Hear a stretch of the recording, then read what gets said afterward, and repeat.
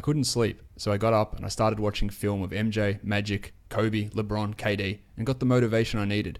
Hashtag watching other greats. You are Locked On Fantasy Basketball, your daily podcast on fantasy basketball. Part of the Locked On Podcast Network, your team every day.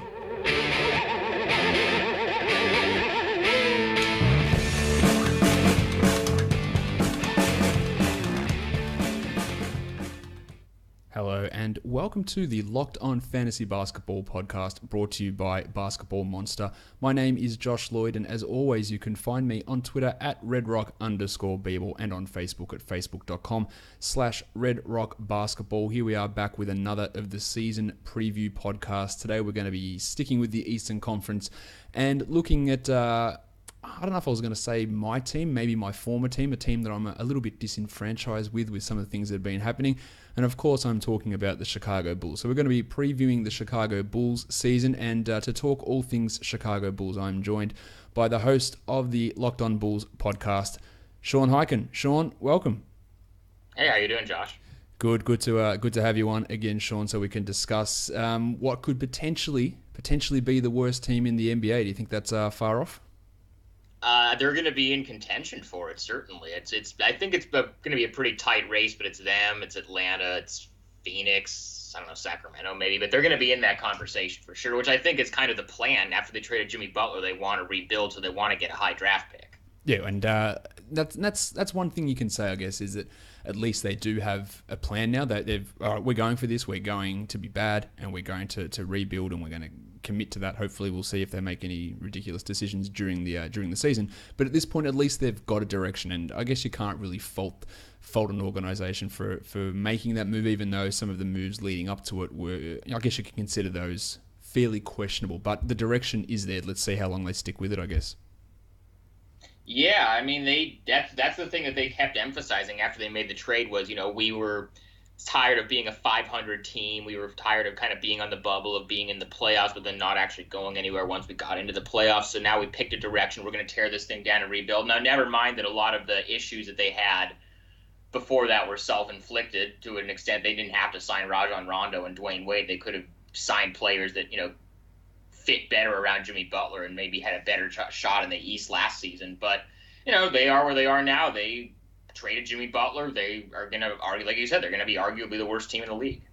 Well, let's start with talking about the players that have joined this team, and I guess the major ones have come via that Jimmy Butler trade, which I guess there's only one way to describe that trade. The worst trade deal maybe ever signed anywhere, but certainly ever signed in this country. And it wasn't great, was it, Sean? They could have got a little bit more value than just getting back an injured Zach LaVine, a Chris Dunn, and a 9-spot increase in the first round.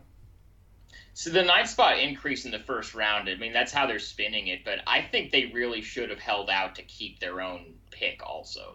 That's the way that I can, criticize it. I think the deal that was on the table from Minnesota was the best deal they had. I kind of know what the other offers were that were out there, and they weren't really, it's not like they turned down a better offer to get this deal. But I think keeping your own pick, like you can't be also giving up a pick in a trade of Jimmy Butler or somebody like that. That's how I feel about it. Especially when you're in a rebuilding situation and you're trying to get young assets on cheaper sort of deals, which is exactly what pick 16 would have been. Yeah, giving up that pick does make it look a lot worse, and we know that the Bulls front office trade negotiations in terms of surrendering picks hasn't been at the highest quality. Giving up that second rounder last year in that Taj Gibson deal, obviously selling off their second rounder this season in order to acquire cash considerations, which I know you're big on cash considerations prospects for this season, Sean. Rookie of the year. Definitely up there. Well, probably, yeah, I was going to say it's a better chance than Markkanen, but no, we'll talk about Lowry in a sec. Let's talk about the guys who actually did come across in that deal, and I think the biggest guy that the best player in that deal, and the player that people are going to want to know the most about for fantasy is going to be Zach LaVine, because at the start of February this year, he tore his ACL. So there's lots of queries about when he is coming back. Now, he says that he's going to be ready to go for training camp. The Bulls obviously have nothing to really play for.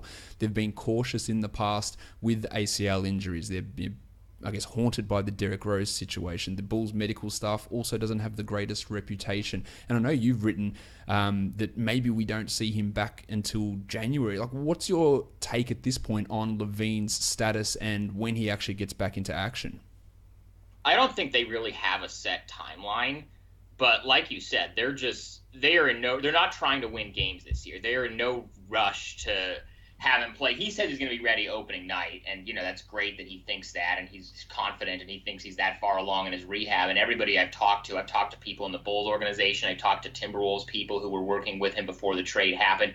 Everybody raves about his work ethic and his progress and how he's coming along in this rehab. There's no chance he plays opening night. That's just there's no reason to do that. They're not trying to win this year. They need to be cautious with him. They didn't trade for him to help them this year. They traded for him to help him for the next 4 or 5 years, or however long his career is. That's why when you trade a guy like Jimmy Butler, and he's arguably the centerpiece of it, they need to be taking a long-term approach. So I would guess maybe December or early January is when we can realistically expect to see him back. But again, that's just my kind of read on it. That's not based on any inside information, because the organization, I don't think they have a target date in mind. The other thing I think we need to pay attention to, I agree, I think December, January is the area we should be looking at with LaVine, is that when he comes back, he's not going to be playing 37 minutes a night that he played under Tom Thibodeau last season. The Bulls are going to be cautious. There's going to be resting. There's going to be back-to-backs. There's going to be minutes limits for the first, who knows, month, 6 weeks, 2 months. They're not going to be pushing him full on and just go, run it out and play your 35 minutes. Maybe that happens at the end of March or in April, but he's not going to come back and just start playing big minutes straight away and play every night. They're going to be extraordinarily cautious, which is the prudent thing to do. And I applaud them if that is actually what they end up doing. And I think it will be. That's what they're going to do. So in terms of LaVine in your fantasy drafts, in ESPN, his draft position is 69. Now, Nice. There you go. But there's no way that you want to take him there, because, again, he might not be there for the first 2 months, and he might not then be back at full strength until February, March. Like, who knows? It's you can pick him with a late pick, and if you've got an injured reserve spot, you can put him in there. But taking him that early, that's taking him at absolute best case scenario, or not even. It's not even best case scenario. It's a scenario that's unrealistic to actually get to. Now, he would be the leading scorer on this team if we assume that Dwayne Wade is not going to be there their entire season if he was healthy. But I just don't think that's going to be the case for LaVine, and they are going to go slow, as we've discussed. Now, the other guy who came across in that trade was Chris Dunn, who, let's be honest, was horrendous for the majority of last season. Offensively, defensively, he held up, but his shooting was bad from three. His shooting was bad from the field. His shooting was bad from the free throw line. He looked lost offensively. The Bulls have had a recent history of just acquiring multitudes of young point guards and anointing them as point guards of the future, and then not letting them run into that role and confusing the situation. And they're still in that same situation now, because Dunn comes in now to join Cameron Payne, who they traded for at the trade deadline, and to join Jaren Grant, who they traded for last offseason. All guys who are in either their third season or second season.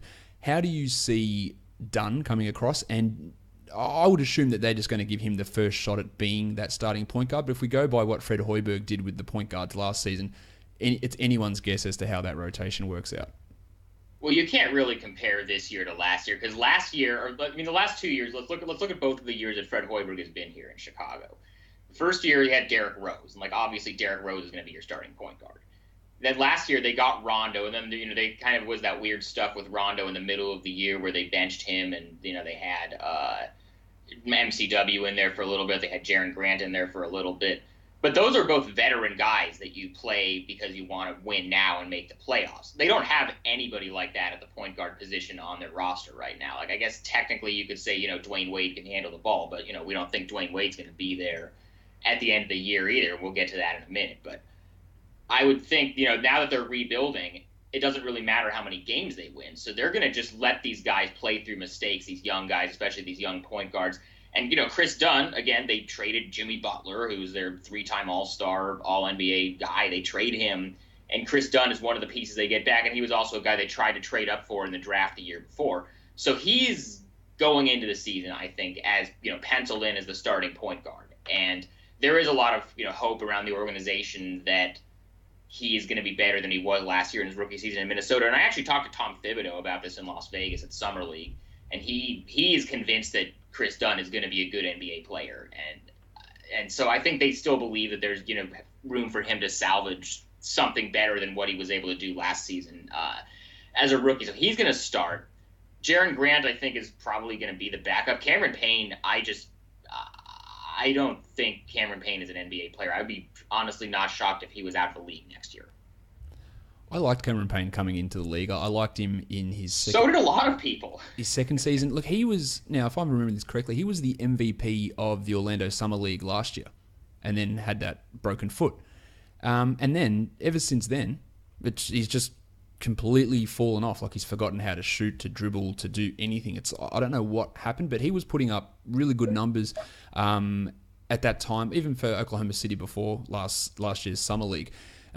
He was the backup. He'd taken over, I believe, from DJ Augustin, maybe. I don't remember who was the backup there, but he took over and became the backup point guard. And then they replaced him with Randy Foye, weirdly, and then tried to reintroduce him in the playoffs. He was playing well, broke his foot, and hasn't been able to recover. So I don't know what's going on, but it feels like when you watch him that there is no coming back from this, and it's a really weird sort of drop in what he's been able to do over the last 12 months, I guess. What I can tell you is that Summer League, first of all, it's not a great sign when you're going into your third year in the league and you're playing Summer League. Mm-hmm. But also, when you're going into your third year and you're playing Summer League and you look awful in Summer League. Like, I don't even think, it's not even just like, what is his one elite skill? What is his one replacement level skill? He can't shoot, he can't defend, he can't handle the ball, he turns it over a ton. Like, I just don't really see a path for him. And he's a nice kid and he works hard and stuff. But so, like, this is not a personal thing, but I just don't think he's good. Yeah, look, he struggled a lot in Summer League. It's not, well, Chris Dunn struggled also. Then both of them weirdly had to leave early to attend to personal issues, which was a weird coincidence, I guess, that both of the point guards had to leave. There, I agree with you with that rotation, though. I think that's legit, by the way. That wasn't them making up excuses to send guys home because they were bad at Summer League. I talked to people in the organization. I actually kind of know details about that, but they both did have legitimate family issues. I'll just leave it at that. No, look, it was just a weird coincidence that like one day right. And then the next day that the other point guard was gone for the same reason after both struggled. But I know, but at the time, like, there was all this talk of like, oh, what was his family issue? Just that he sucked. But like, no, I just want to say that like I do know for a fact that both of them did have legitimate reasons to be sent home. It's good. Good to get that out there and clear it up. Now, I agree with you with that rotation. Dunn, then Grant as the backup, and Payne, probably out of the rotation on most nights, which is again, that's how it's probably going to look at this point. As for Chris Dunn, I think that he's a worthy late pick in those fantasy drafts. His ability to get steals, we saw that last season. He can do that. He's going to probably luck his way into 5 assists per game if he can stick in a regular role. The shooting percentages are going to be rough. He's going to struggle. He's going to struggle to score big volumes as well. But getting those assists and steals, and he's a pretty decent shot blocker as well. He is definitely worthy of a pick, and he's getting drafted at pick 140. I've got no problem with taking him in one of those last spots. I think that's a really good spot for Dunn, and then you just watch to see what happens with Hoiberg, and if he loses patience at any point, or if Grant starts outplaying him, then you make that move. But Dunn's the guy that we look at initially. The other players that they brought across, a couple of wing guys. Justin Holiday returned to the team. David Nwaba was claimed after the Lakers waived him. Do you see either of those guys being a regular member of the rotation this season? I think Justin Holiday definitely will be, just because they're kind of thin on the wing. They have Zipser and Valentine. And then other than that, Dwayne Wade we don't think is going to be on the team. We don't know when Levine is going to be back. So, yeah, I think Holiday is definitely going to play significant minutes. I don't know if he's going to start. I think they're going to give the first opportunities to start to, a guy like Zipser or a guy like Valentine, because those are guys that they drafted and those are guys that they want to develop. But, Holiday is going to be, I don't know if he's necessarily a guy I would draft in fantasy, because he's not going to play enough probably to be productive enough to do that. But he's going to be a solid defender for them. He can knock down an open three. He brings stuff to the team. I think he's going to have a significant role in the rotation. Now, Nwaba, I have no idea. Like, they brought him in. Like, I get it, just kind of as a body to have in camp. I think he has a pretty good chance of making the team, just because they're at the point now where they're rebuilding, so they can afford to just, like, try out some of these young guys who maybe have something to prove. And I thought Nwaba played pretty well last year with the Lakers after he got called up, and he looked pretty good in Summer League, too. So I don't know what his long-term future is, but he'll get a shot at some point. Maybe he might be a guy that spends some time in the G League, during the season. I'm getting used to actually saying G League on a regular basis. I'm trying to not slip up and say D League, but he's gonna get a shot at some point if he stays in the team. But Holiday definitely, I would say, is gonna play regularly. I did that yesterday. I did the Pistons preview podcast, and I had to really make sure that I was saying G League instead of D League. And I haven't slipped up yet, but at some point it's going to happen. I agree with you about Holiday. He can be in deep fantasy leagues. If you've got 20 teams, like Holiday is going to have a regular role. He hits some threes. He can do it with decent percentages, as you said. He can get some steals. So he can be useful because he will be in that rotation on most nights. And they also signed a couple of two-way guys as well. Antonio Blakeney, who was a standout for the Bulls Summer League team in Vegas. And Ryan, and this is a surname that I look at. Arcidiacono. Now, it's Arcidiacono. That's how it's pronounced. I also don't think that that's actually how it should be pronounced. I know that, like, if you look at that last part of his name, the Iacono, like in Italian, that's Iacono. All right, well, without an Australian accent. So I look and I go, it should be Arcidiacono, but I know that that's not how he's pronouncing it. So that's why I always look at it and go, I know it probably should be this in like strict Italian terms, but he's doing it in an Americanized Italian way. So I always look at it and my brain just falls apart. But these guys are two-way guys, and as I discussed yesterday, they can only spend a maximum of 45 days with the team, so they're not going to see a huge amount of action. They'll spend most of their time with the Windy City Bulls and seeing how they can develop in that situation. Now, the guys that left the team, I don't know how deep your fantasy league would have to be to draft any two-way guys. I am in a couple that guys got drafted, like we did, like rookie-only drafts. They're 30-team leagues, but yeah, we had 60 picks, and some guys got drafted that weren't actually picked in the NBA draft, like Charles Cook from the Pelicans, who's on a two-way. Like, he got drafted on a two-way deal. So there were a few guys who actually got picked before the end of the draft who were on two-way deals, hoping, I guess, that they can get converted into full-time minimum contracts and see how that goes. But some people go pretty deep into it, and they're all about the two ways this year. Right. Yeah. I mean that's really. I mean, how many fantasy leagues do you think you're in total? Look, last year I think I was in about 15 or 16, and it was too many. I think at the moment I'm in about 9. So what's like the ideal? What's like the sweet spot for you, where like you can keep up with all of them and like you don't feel like you're like mailing it in for any of them? The good thing about the majority of the ones that I'm in at the moment is they're all long-term dynasty ones. So I'm not necessarily making day-to-day moves. It's more, I'm trying to plan it long-term, and you're not like just cutting a guy after a week because he struggled. So that's okay. Right. In terms of just the ones you're doing for your redraft leagues for one season, if you've got more than 4 or 5, it gets tough to keep an eye on everything and make the moves at the right time. But the dynasty ones, you can sort of put them aside because you're not really looking at it day after day after day, making these sort of micro transactions to try and do things that way. So I am trying to cut it down this season. We'll see if I actually do it, so I can pay more attention to the ones that I am in control of. The players that left this team, Sean, Jimmy Butler, of course, went to the Wolves, Rondo to the Pelicans, Michael Carter-Williams went to the Hornets, Joffrey Laverne to the Spurs, and Isaiah Cannon and Anthony Morrow. Sorry, playoff starter Isaiah Cannon and Anthony Morrow both... Playoff rotation player Anthony Morrow. Oh, yes. Oh, I forgot that they put him back in the rotation. That was a weird series. But both Cannon and Morrow are both unsigned at the moment. In the draft with selection 7, the Bulls took Lauri Markkanen, the power forward from Arizona, from Finland before that. I was not a fan of that pick whatsoever. What did you think of the pick when it came down? I pretty much knew that was the pick they were going to make when it came up, mainly because I didn't want them to. But what did you make of that pick when it happened?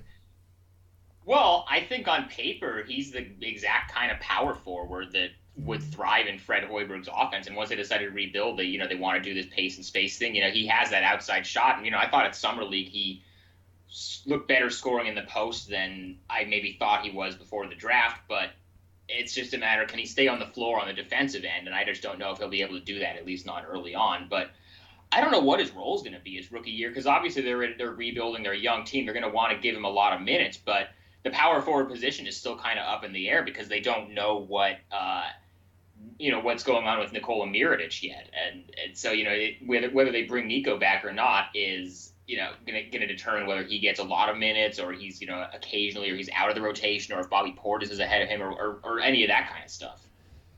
That is the question. because there is those three. Mirotic is not young, but he's not super old. He's 27. Yeah, so he's sort of bang right in the middle of his prime, which I guess doesn't really fit with what they're trying to do. And Portis is still young as well, so there are decisions for them to make. The problem with Markkanen, especially from a fantasy point of view, is the defensive stuff can be a real issue in terms of getting steals and blocks. Like, that's just not something that he is known for. He's not going to be a big assist guy, and you're going to run into issues, I think, with field goal percentage. He was a really good three-point shooter last year, but he did struggle a little bit with that in Summer League. I think that will improve. He's just going to be one of those guys who does lack those defensive numbers, and I think he'll also lack in the rebounding stakes as well. So to me, from a guy that was picked number 7, there are guys who were picked after him that I would much rather have in terms of dynasty rookie potential. As I've said many times, Dennis Smith is clearly ahead of him. I'd want guys like Donovan Mitchell even ahead of him from a long-term dynasty fantasy point of view. Not because I necessarily think that Mitchell's 100% a better player than him, but more that his ability to fill all the fantasy categories is better than what Markkanen's is. We've talked about Levine's injury. Let's talk about this Wade buyout situation. Do you think it gets done before the beginning of the season, or Christmas, or All-Star break? Like, what's your sort of time frame as to? Because we all can pretty much say he's not lasting the year. No, he's not. I would be very surprised if anything happened before the start of the season, or even shortly into the season. Because, I mean, they said at the press conference where they introduced the new guys, John Paxson and Gar Forman were asked about the Wade buyout situation, and Pax said that they basically couldn't, they wouldn't do it unless it was, quote, advantageous to them, which means he's going to have to give back some of that $24 million.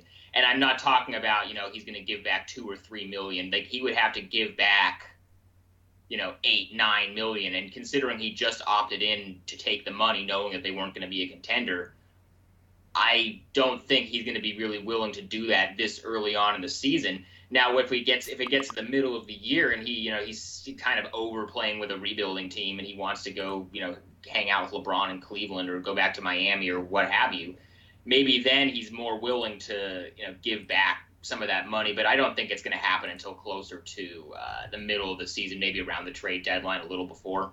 Yeah, I'd say that's probably realistic. Again, look, he opted in to take that money because he wanted the money.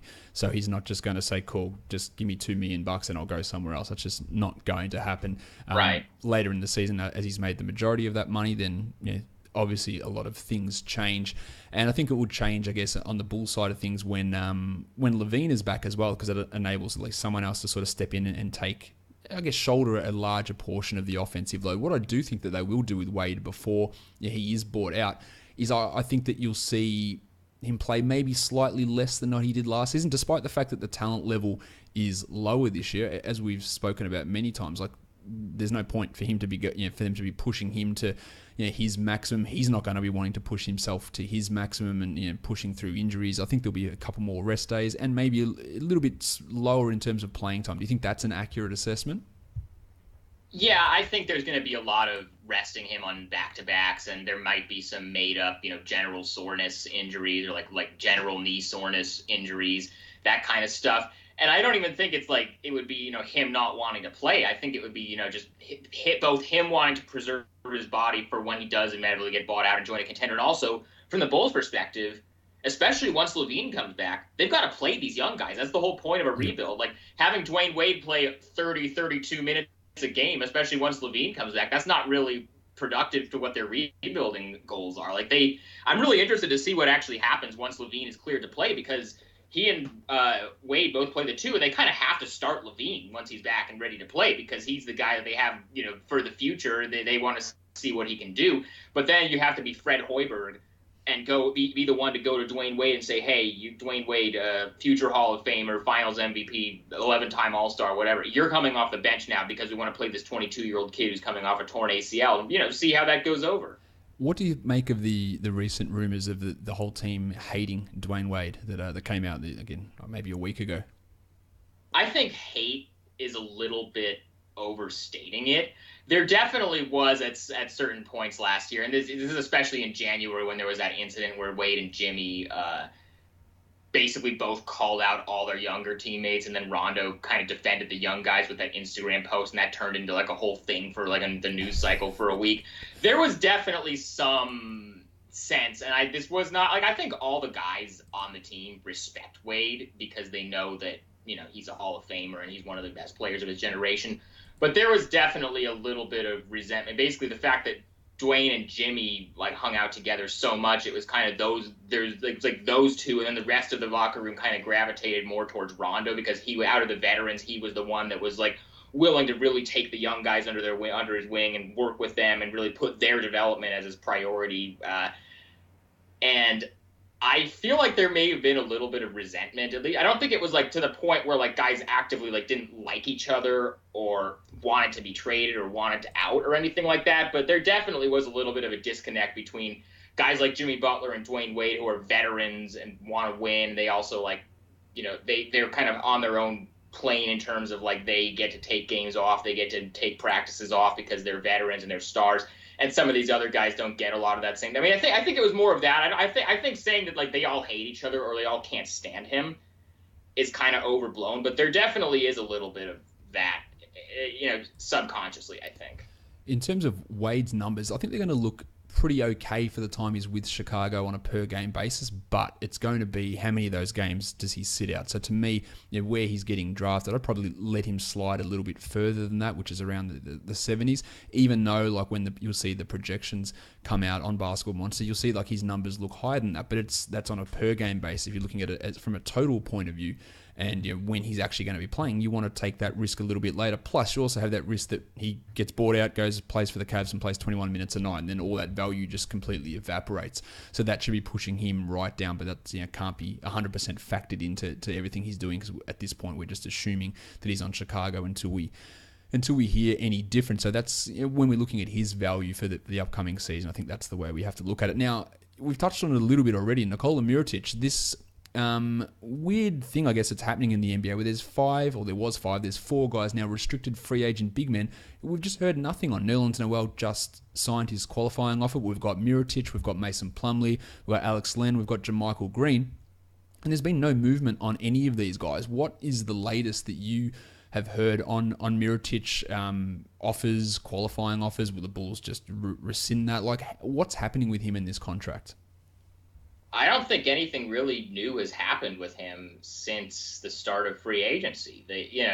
He went into free agency thinking that, because of the money that guys got last summer, that some team was going to throw a big offer sheet at him and he'd be able to take that to the Bulls and say, hey, match this. But, the money just wasn't there for guys this summer the way it was last summer. Teams didn't have as much cap space as they did because the cap didn't go up by $24 million in one offseason like it did last summer. Teams are more cautious, when you saw the Luol Deng contract, the Joakim Noah contract, the Mozgov contract, the Evan Turner contract. These deals that these teams signed because they had all this cap space, and those are coming back to hurt them now. Even the teams that did have cap space were a little bit more cautious in okay, we don't really want to give a long-term deal to a guy like Mirotic who hasn't proven that he can be consistent for an entire season. And so the offers just have not been there for him. And so from the standpoint of their current negotiations, he's still there. He's been working out at the Advocate Center. Both sides, the Bulls have said publicly they want him back. He has said publicly he wants to be back in Chicago. I think both sides think that they're going to get a deal done at some point. But if you're the Bulls, you have no reason to have to step up your offer because he's not going to get any other offers from anyone else. I think what's either going to happen is they're going to get a deal done during camp, or maybe he does what Nerlens Noel just did and bets on himself, signs that 1-year qualifying offer. His is about $7.2 million. He signed that qualifying offer, try to have a good year and then hit unrestricted free agency next year. But I think the expectation is still that he is going to be back in Chicago this coming year. Whether it's on that 1-year qualifying offer or whether it's on a longer-term deal is kind of to be decided. But I think he will ultimately be back on the team. And you think that if he is back, will he just slot into that starting power forward spot, or do you think that they'll want to give it to Markkanen or go with Portis? How do you think, now the way that Fred Hoiberg has used Mirotic has frustrated me for the last 2 seasons. He's been sort of in and out and up and down in terms of being jerked around with his role and his playing time and all that sort of stuff. Do you think that he comes in and starts and plays 25 or 26 minutes and they work those younger guys in behind him?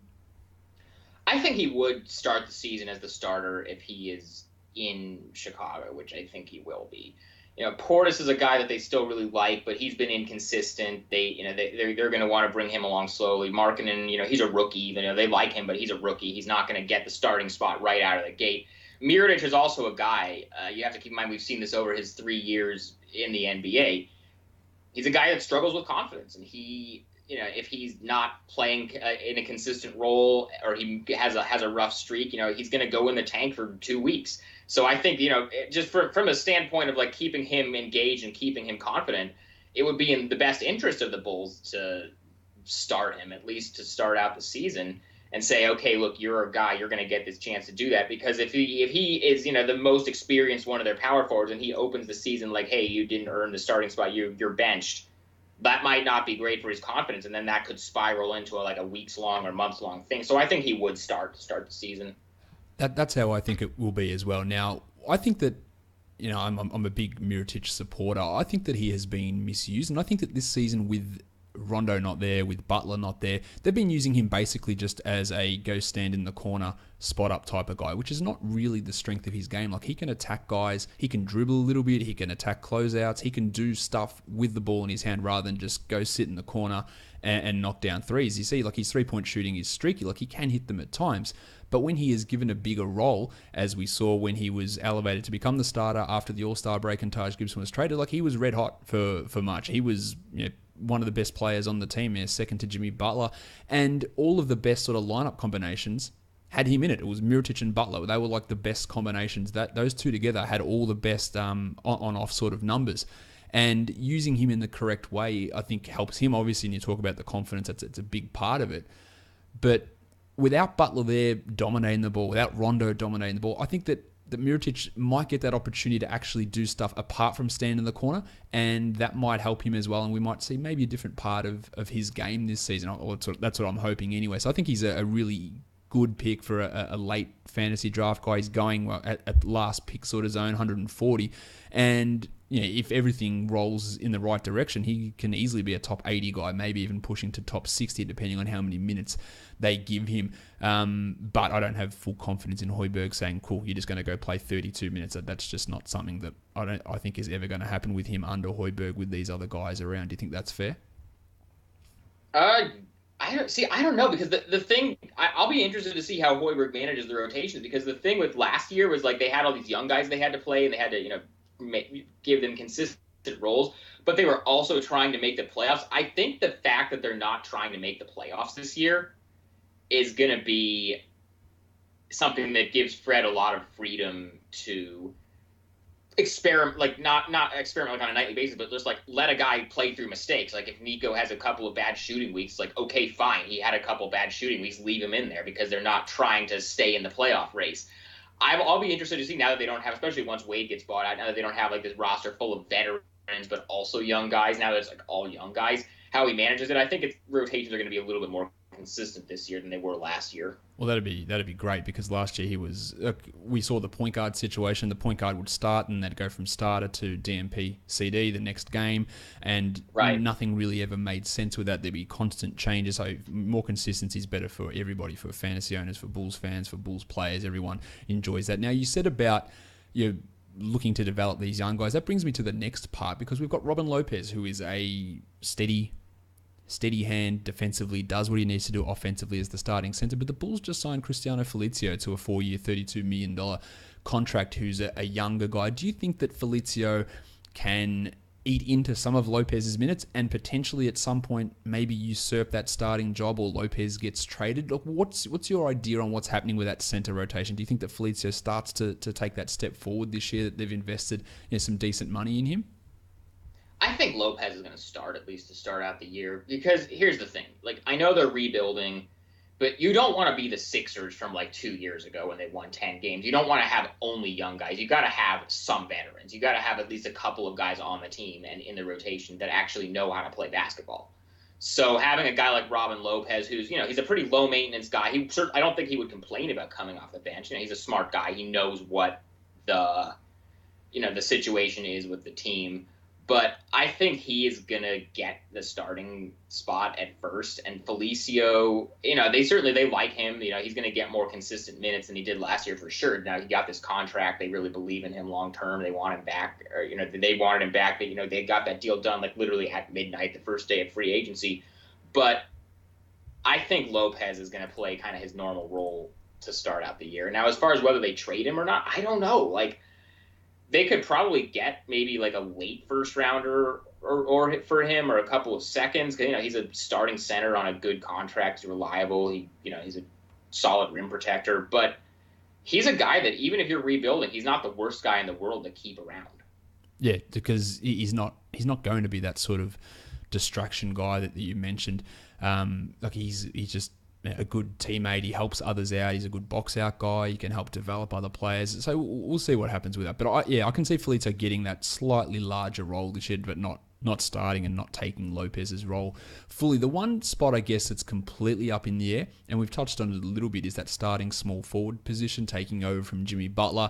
I imagine that Paul Zipser will get first crack at that. He had a few starts last season, and then Denzel Valentine's the other guy that's in consideration, a player that Fred Hoiberg, pretty much refused to use down the stretch last season, even when they were looking for, can anyone handle the ball like Valentine was just stapled to the bench. He did have a lot of issues with his knees before the season, then his ankle during the season. What do we make of this battle here between Zipser and Valentine? Because for fantasy owners, Valentine's the guy that we want to get the most minutes because his game is more fantasy friendly. He can rack up rebounds, he gets assists, he can get steals, he can shoot threes. Well, Zipser's probably more of a reliable on-court player at this point. So how do you see that sort of breaking down? Well, just based on the way they were used and how much Hoiberg trusted them respectively last year, I think Zipser is going to probably get the first crack at it. But the thing that's going to be interesting with Valentine is, going back to the point guard battle, he's a guy, in college he handled the ball a lot. I would be interested to see whether he maybe gets, they run some units where he's kind of the de facto ball handler, and he maybe plays kind of backup point guard. I think that's some potential for something Valentine could do, but I do think that that Zipser is going to be the starting small forward at the beginning of the year. Valentine's a guy that saw his assist rate drop dramatically from college to playing in the NBA last year because he was playing on a team with Butler, with Wade, with Rondo, and being able to actually get the ball in your hands in that sort of situation and get those assists and run things was almost impossible. But two of those guys are gone now. The third one is probably going to be gone, so he is going to have more of an opportunity. And I think you'll see his assist rate rise this year, which can be really valuable. So I don't hate him even as a last pick in a fantasy draft just to see what happens, because if they played him and Zipser, say 25 minutes apiece, then Valentine clearly has more fantasy value and can really start to thrive in multiple categories. So that's sort of what you want to do with that last pick. And if we hear that he's starting and going to play more minutes, then yeah, he's a great pick for that sort of spot. But I do agree with you that I think Zipser will get that first shot at that starting small forward role, and I don't think he's really worth a grab in most fantasy leagues because he is a fairly low usage, low rebounding, low defensive stat sort of guy who does what he needs to do on the court, and it doesn't necessarily translate into the traditional box score. If you had to pick someone on this team, Sean, as the breakout candidate, who would it be?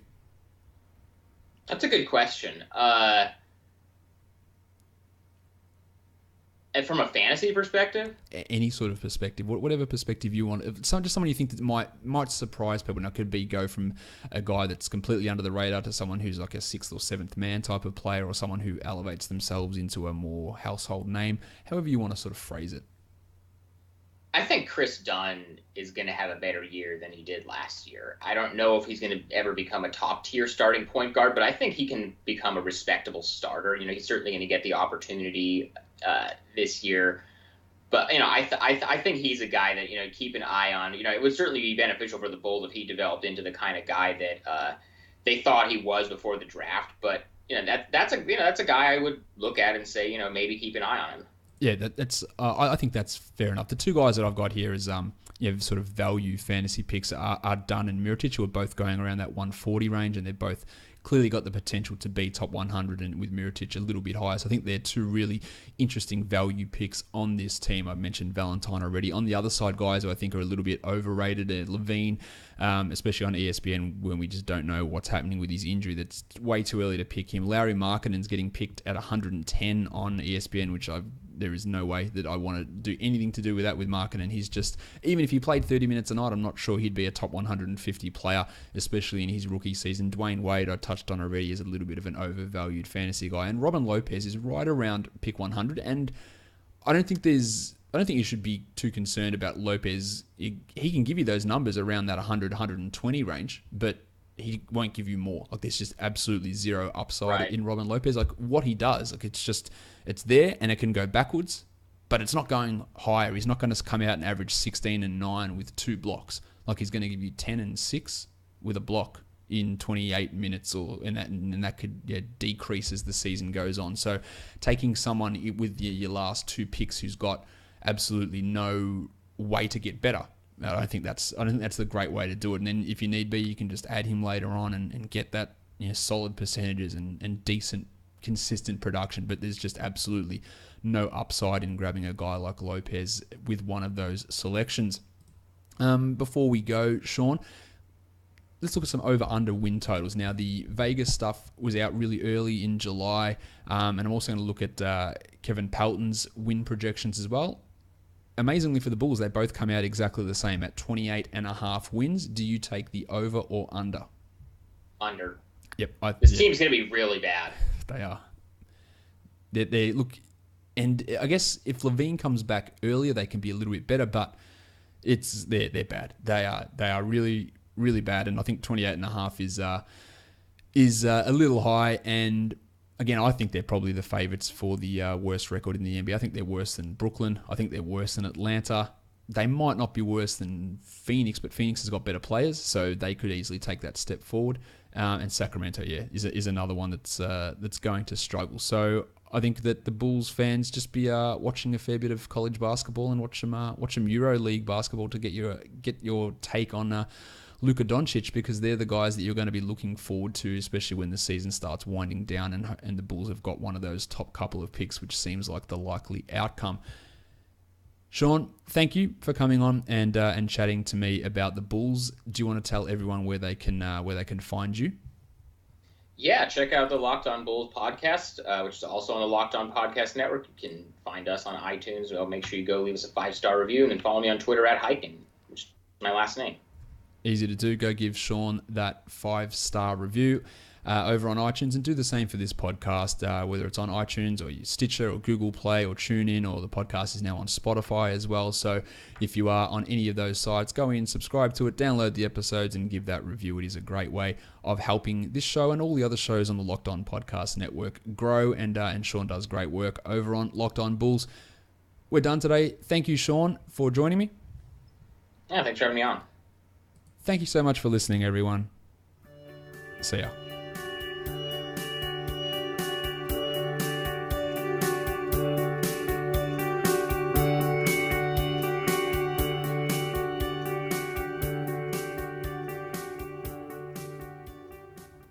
Dwayne Wade.